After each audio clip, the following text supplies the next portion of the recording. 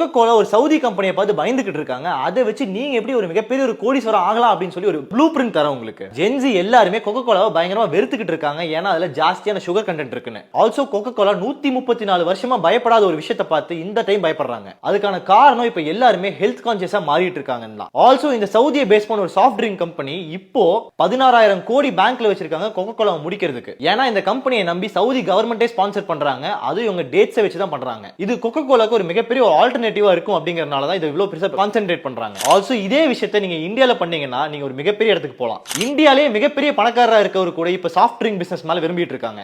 Also இந்தியாலே முழுக்க ஒரு soft drink ஈஸியா மேனுஃபேக்சரும் பண்ண முடியும். ஏன் ஜெப்டோ பிளிங்கிட் மாதிரியான ஆப்ஸ்னால உங்களால ஈஸியா பல லட்சம் பேர் கிட்ட போய் சேரவும் முடியும். அடுத்த $1 பில்லியன் ஆப்பர்ச்சுனிட்டி எங்க ஒளிஞ்சுக்கிட்டு இருக்குன்னு தேடிக்கிட்டு இருந்தீங்கன்னா கண்டிப்பா இதுக்குள்ளதான் இருக்குன்னு சொல்லி நான் நினைக்கிறேன். ஏன்னா அதுக்கான காரணம் இந்தியால எல்லாருமே இப்ப பயங்கர ஹெல்த் கான்சியஸா மாறிட்டு இருக்காங்க. ஏன் சுகரி ட்ரிங்க்ஸையும் அவாய்ட் பண்ணணும்னு நினைக்கிறாங்க. அப்போ பந்திக்கு முந்திக்கணும்ல.